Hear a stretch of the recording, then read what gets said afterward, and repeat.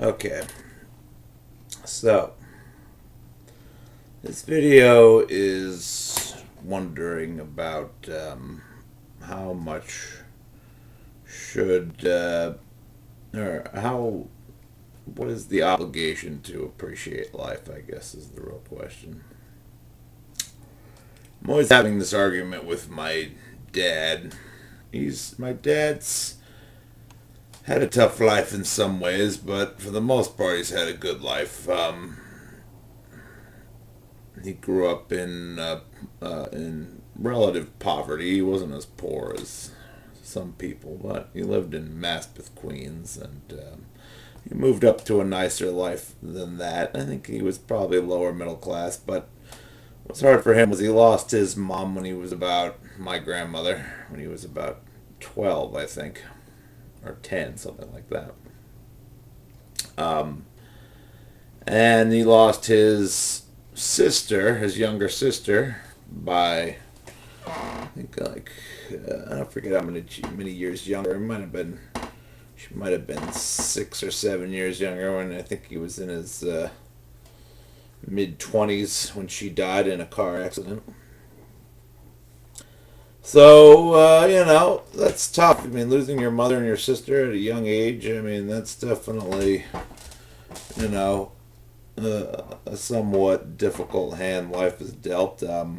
But on the other side of it, he became a doctor, and he found love in life. He had quite a few girlfriends in his day. He claims to be a serial monogamist, but I don't know. He was definitely a ladies' man to some extent. And he wasn't a player. I think he did stay with girls longer, and he wasn't just trying to mess with girls, but kind of worked out that he was with a lot of women over the course of his youth. And he met my mom, and you know had a family, and he never really aspired to do more than just have a family. It was never important for him to achieve great things. I'm sure he'd be happier if his family was going on to have, he would like to have more grandkids, I think, than he's had. He only has one grandkid now, my sister's daughter, my niece. But, on the whole, other than the early death family, which is a huge bummer, things have gone pretty well for him. His career worked out. He doesn't have a lot of regrets. I think when he dies, he'll feel like he got the most out of life, pretty much. So he thinks and tells me all the time that life's a gift and you have to be thankful for what you have. And, that's a pretty common thing people like to say. Life's a gift, be thankful for what you have. Now, the way I see it, a lot of the time, I'm not necessarily an atheist, but the older I get, the less I believe in God, just because I feel like there's no message from God. There's no message from the afterlife. I am not. I don't feel like I've been. I guess maybe part of it's because I don't feel like my life has been guided in a meaningful way. I think that's probably the biggest reason why I don't believe in God. I feel like my life is kind of superfluous to existence. There's really no reason for me to be here. I don't really do much except provide some comic relief for people, which is I'm sure they appreciate. But that's pretty much the extent of my purpose here. It's more, I guess, that I'm good company some of the time. Not always, but more often than not, I'm good company. That's the best thing I can offer to the world. And, as you can imagine, while, I guess it's nice that some people, like hang out with me. It's not like I'm Mr. Social either. I'm mostly just stay close with friends and family. And I have a few friends, not too many close friends. I'm close with my family as much as I can be, but I think I want to be closer with my family than they want to be with me because they don't live close to me, so they make no real effort to try to, I'm usually the one doing the visiting and trying to be close with people, and most other people don't bother. And I don't know if I think other people in my family are more important to me than I am to them. They love seeing me and they enjoy my company, but I'm not a high priority on most people in my friends and family's list. I'm just, nice occasionally. Because, they have their own families and that's their priority. Generally when you have your own family, that's what's going to take priority. So I guess I kind of understand. But, for me, it's not so easy because I don't have my own family. And, that's the real question of this video is, do I have a right to be, to think that life isn't a gift?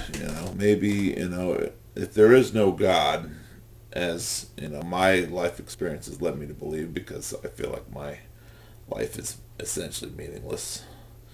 If there is no God, then, then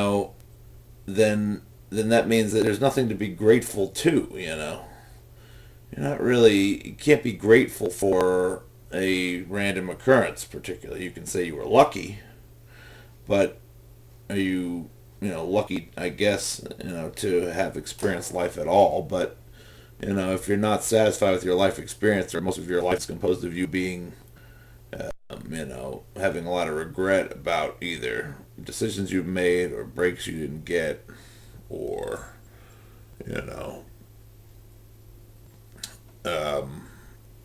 being preoccupied with difficulties that you faced instead of the good things, is that, is that something that's on me, am I to blame for that? Is it just the way my brain works that I can't focus on the good things, or just because I'm, spoiled and selfish, that's what some people would say.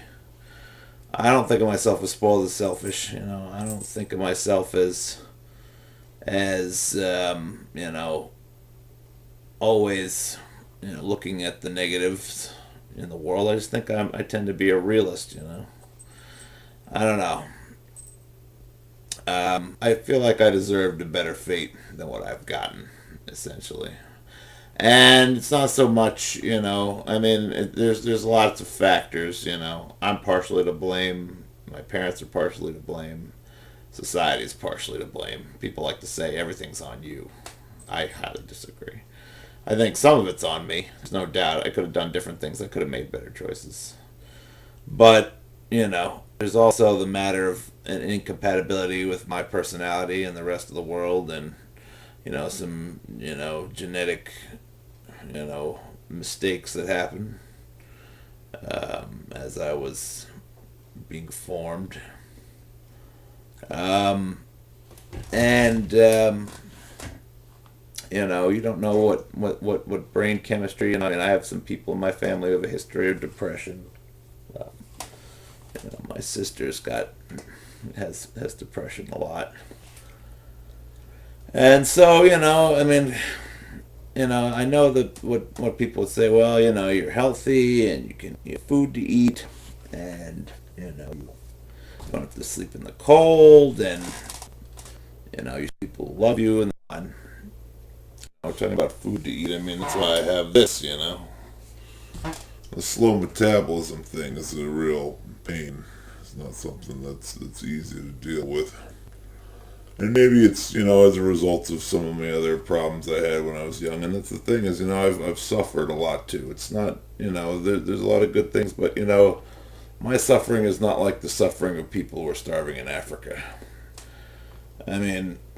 There's some question about, what makes suffering, what is one suffering more intense than another suffering? If you're suffering in your mind, one way or the other, then who's to say that one is particularly more valid? One version of suffering is more valid than another version of suffering. Maybe people get some sense of self-sufficiency, walking 5 miles to get water from a well. Obviously I wouldn't want to have to do that, but maybe it changes you as a person, makes you more capable, maybe makes you more able on the long run. Maybe it's a learning experience. I mean, the world that in my life, I've grown up with everything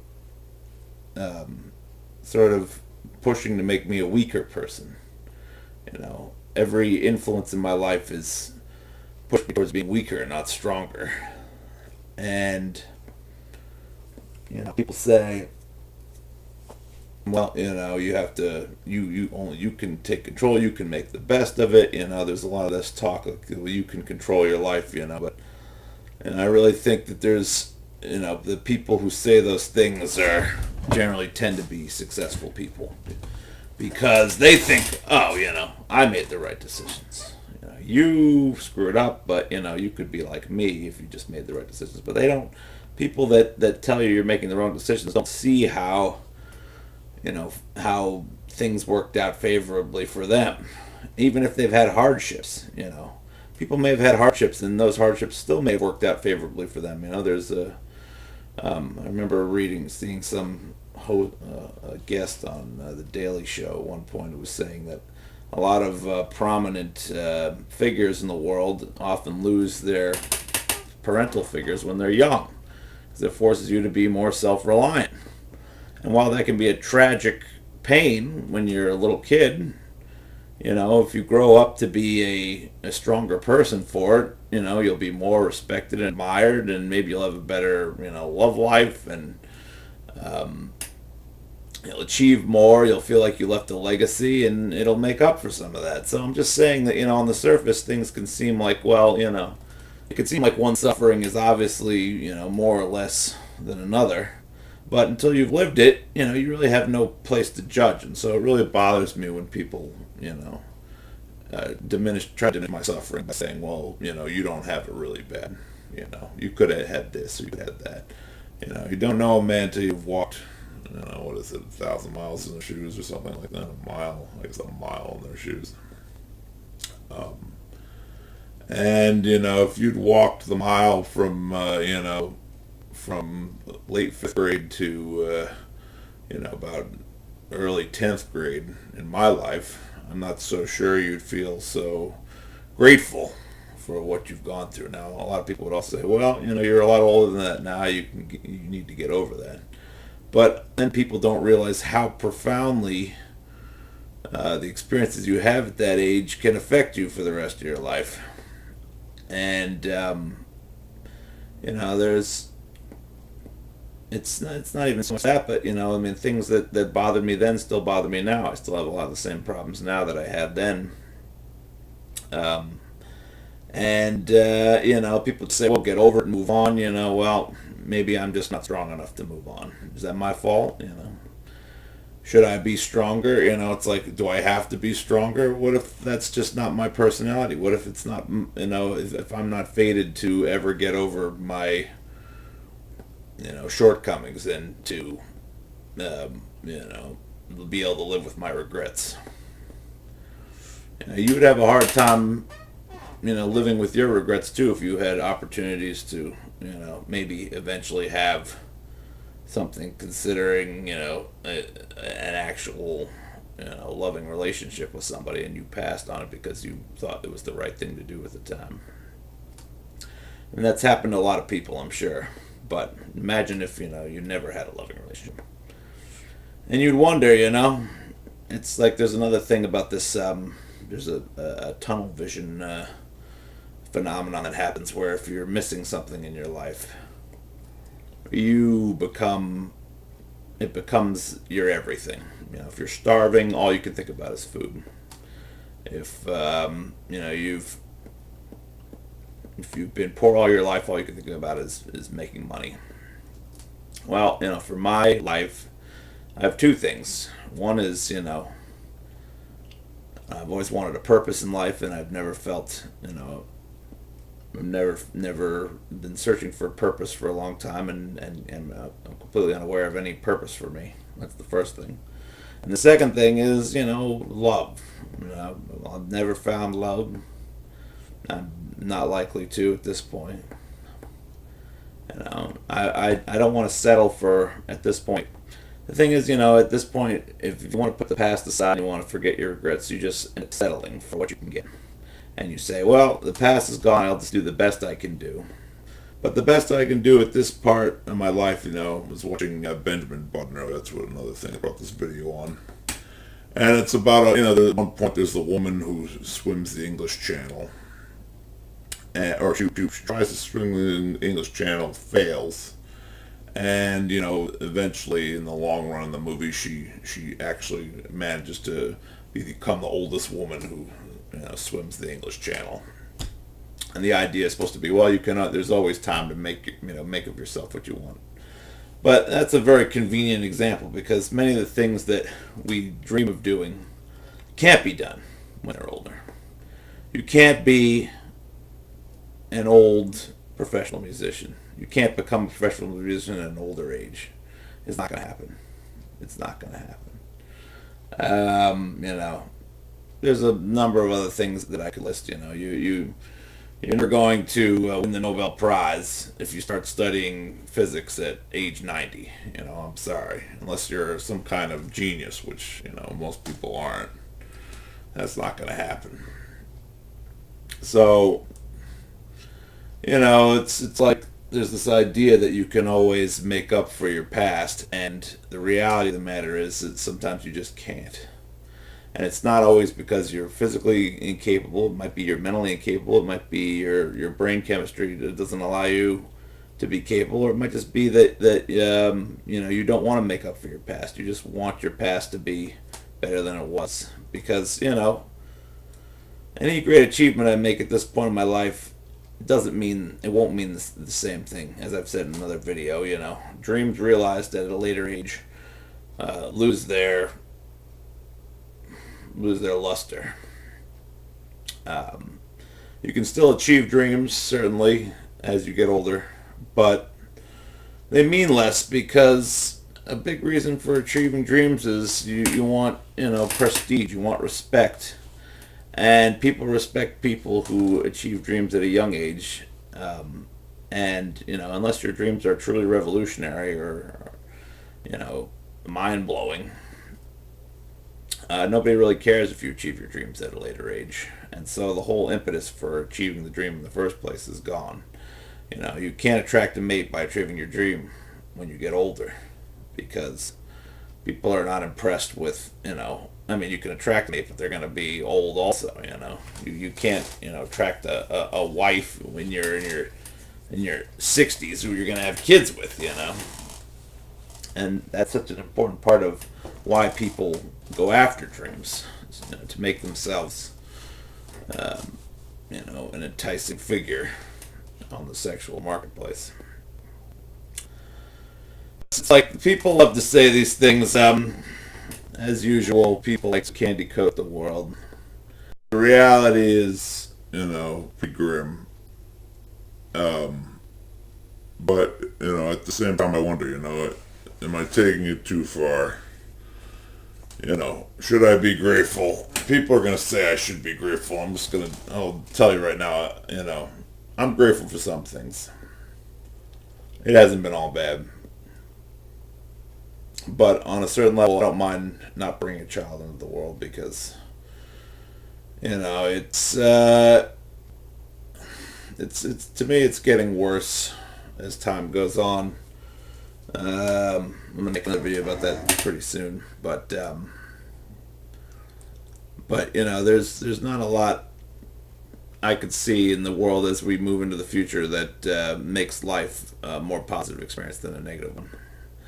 And I'm sure every person's different. And if I had a child, they would appreciate it, but I get the feeling that I don't think I'm capable of having children. That's one thing. I haven't proven it, but I'm pretty sure that's possible. That's likely. And even if I were, I'm not sure I'd be a great father. I'm not a great role model. And your actions speak louder than your words. I could tell my child all the best things I could believe in, but my truth doesn't seem to play in the world as it is today. And I still believe that we're in for dark times at some point or another, and probably within a potential child's lifetime. So, that's why things look bleak to me. I try to be grateful, but I don't know how you can show gratitude to an endless void of random occurrence. I guess it's not really. Anyway, that's it.